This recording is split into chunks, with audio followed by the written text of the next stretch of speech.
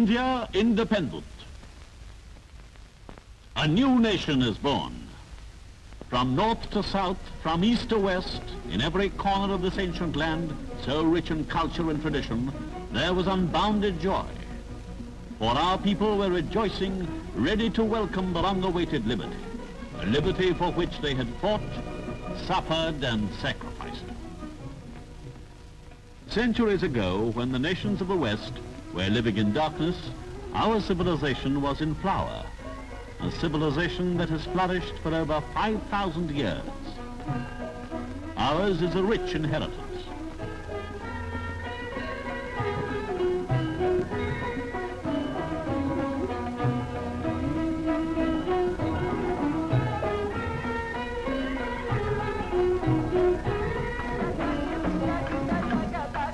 But India, like other nations, has had her periods of glory and despair.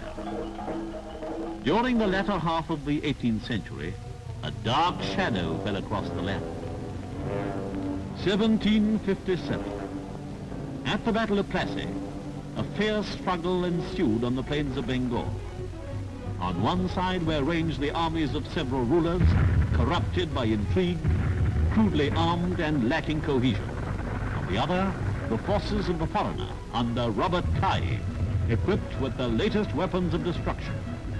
The success of the British in this battle sealed the fate of India, and she became the vassal of a foreign power. As the result of her serfdom, the fingers of her potters began to lose their cunning, the skill of her artists grew less, and the workers in copper, bronze, silver and gold lost the secrets of their craftsmanship. Her Dhaka muslins, her Benares brocades, her entire trade and industry were crushed.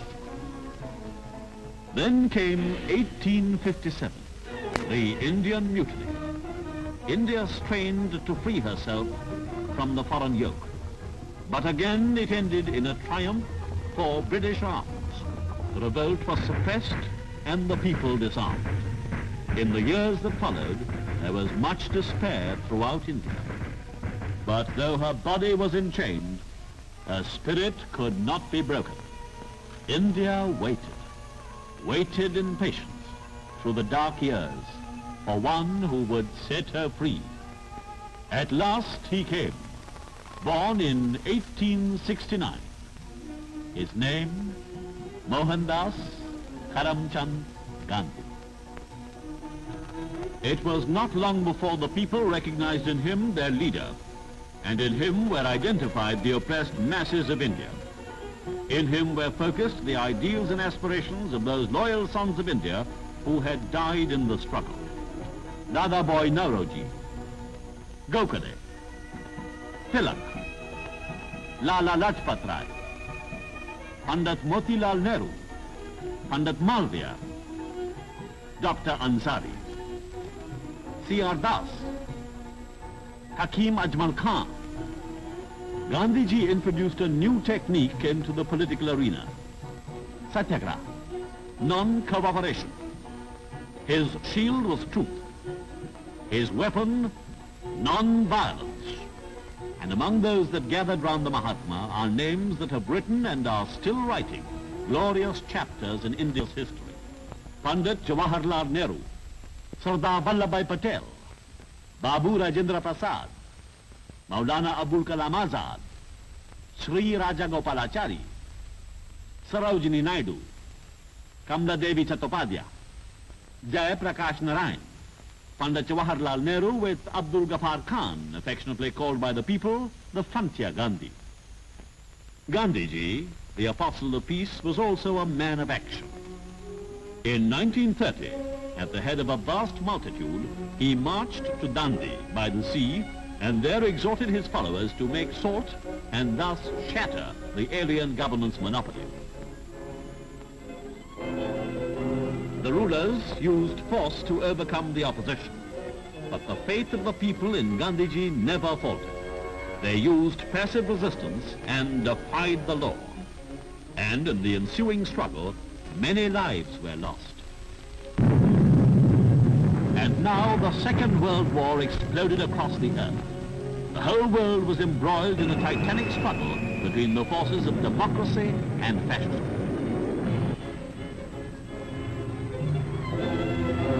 Although of Western origin, its repercussions were also felt in distant India. Soon our sons were fighting side by side with the sons of Britain.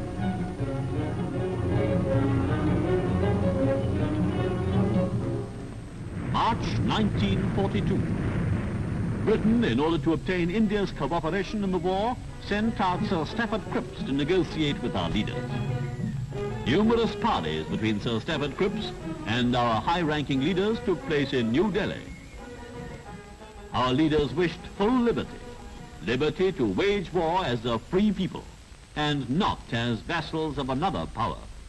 But Mr. Churchill, the leader of Britain's war cabinet, was utterly opposed to this demand. He said, "We will under no circumstances agree to the liquidation of the British Empire." Indian leaders, in order not to fail the nation, made desperate efforts to come to some understanding with the British that might satisfy both sides. All to no purpose. Sir Stafford returned to England, his mission a failure. After the Cripps mission, Congress assembled in Bombay. Leaders and delegates from every part of the country came for the session. The air was charged with emotion and excitement. The leaders were faced with a dilemma. All were against the fascist powers and their brutal aims to enslave the world. Sympathy was with the Allies to help them in the war with every resource at our command. And the leaders put the question to Britain, how can we fight for freedom when we have no freedom ourselves? But Britain refused to answer. And then Gandhiji gave the nation the two magic words, quit India. He told Britain, we will fight the war against fascism as an equal partner of the Allies. In reply, the Conservative Party, then in power in Britain, clamped all the Indian leaders into jail. At this time, there appeared on the horizon in Southeast Asia, Subhash Chandra Bose, a loyal son of India. Force will be met with force, he said, and raised an army of courageous men from loyal Indians captured by the Japanese. Bose's aim was to use this, the Azad Hind Army, only to make the British give India her freedom. Meanwhile, India's regular fighting forces had won the praise of the world as second to none. These sons of our motherland were courageous in battle and chivalrous to the conquered. Their valorous deeds hastened the approach of liberty in our land.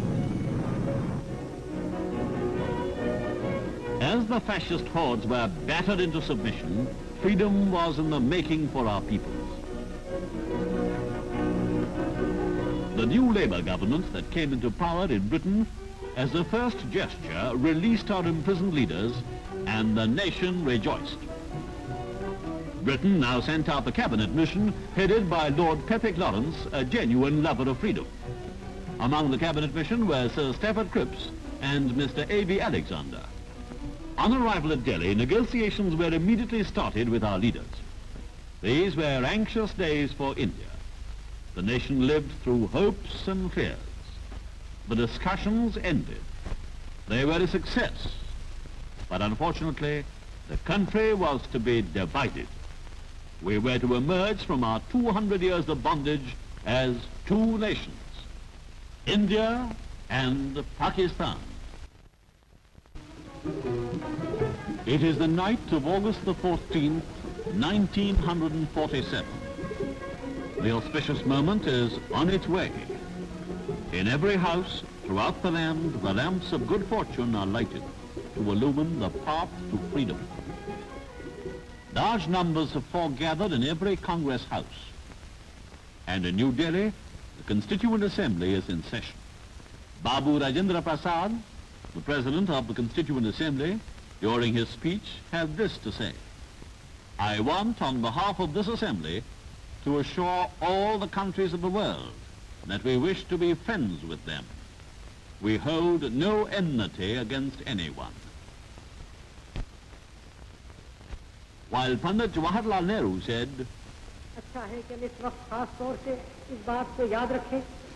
we stand on the threshold of freedom. I want to assure everyone that India is a country for all. It does not belong to any special community or religion. It belongs to all.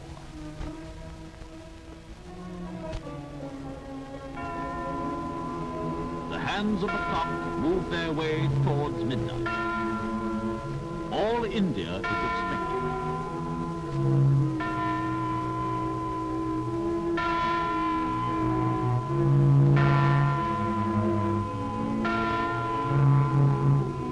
Priests throughout the country chant prayers and invoke God's blessings for the newborn nation. And the flag of India, our flag, the tricolour, is unfurled. The Constituent Assembly rises and stands in silence for 2 minutes in homage to those who gave their lives to win freedom. Jai Hind! Victory to India!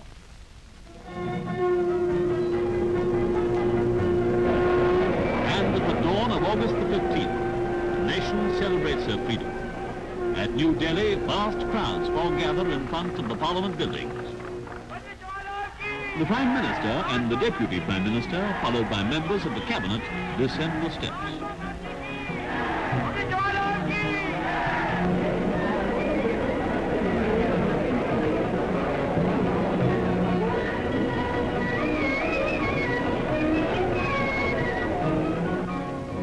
At Government House, in the historic Darbar Hall, Lord Mountbatten is sworn in as India's first Governor-General. Then the Prime Minister and members of the Cabinet are sworn in.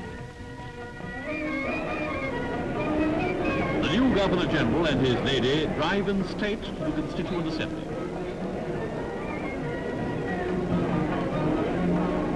At the Constituent Assembly, he speaks to the nation. I have a message from His Majesty the King to deliver to you today. This is His Majesty's message. On this historic day, when India takes her place as a free and independent dominion in the British Commonwealth of Nations, I send you all my greetings and heartfelt wishes. Freedom-loving people everywhere will wish to share in your celebrations. At this historic moment, let us not forget all that India owes to Mahatma Gandhi.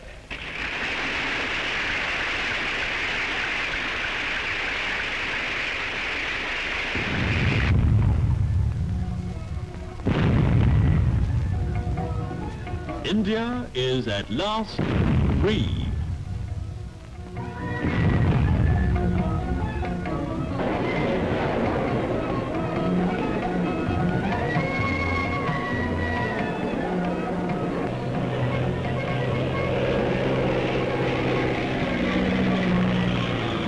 India's services were not forgotten, for they also played a prominent part in the day's rejoicings. Look at this crowd. It watches the national flag flying from the ramparts of the famous Red Fort at Delhi. In Bombay, the day celebrations commence at Gwalior Tank Maidan. It is the same story everywhere. Vast and jubilant crowds.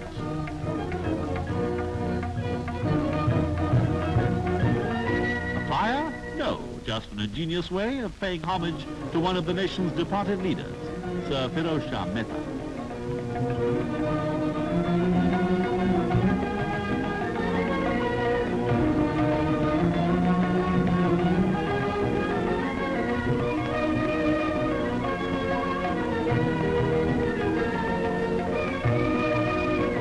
Premier follows an old Indian custom.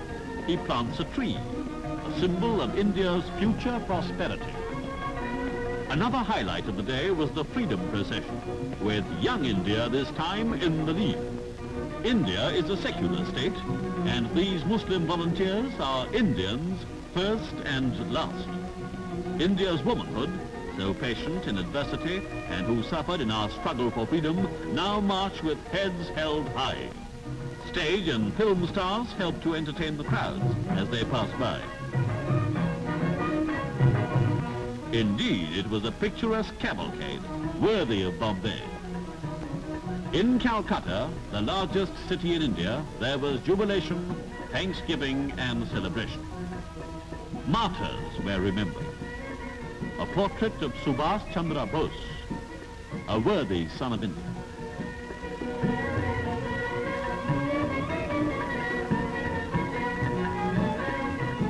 Madras was also en fête.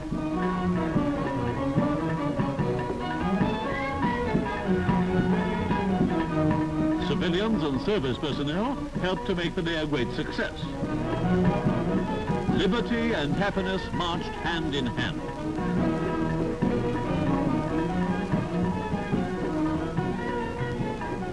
And look at Jumbo.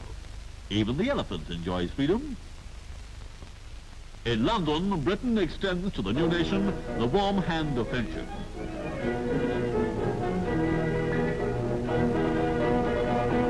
Lord Patrick Lawrence attends a ceremony in honor of Indian freedom. The British were among the most eager to welcome India's independence. Mr. Belodi, India's High Commissioner, spoke to a distinguished gathering at India House. He said, "Today is a great day for us in India. It marks the end of one chapter and the opening of yet another, and let us hope the most glorious chapter in our history. Let us prove worthy of this freedom. Let us dedicate ourselves today faithfully to use this freedom nobly." Singapore, Malaya. It was the same story. Indians gathered in large numbers to celebrate the newfound freedom. At Canberra, Australia's capital, the selected assembly of Australians and Indians gathered at the residence of the High Commissioner of India, Sir Raghunath Paranjpe. After a fitting speech by the High Commissioner, the flag was proudly hoisted. Dr. Ebbett, Minister for External Affairs, was also present. Toronto, capital of Canada. Here again, Indian independence was celebrated in an appropriate manner.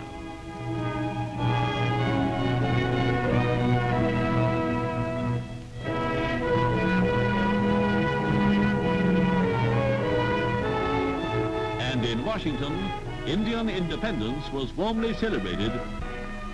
Mr. Asaf Ali, India's ambassador in Washington, presided on the occasion of the flag hoisting ceremony.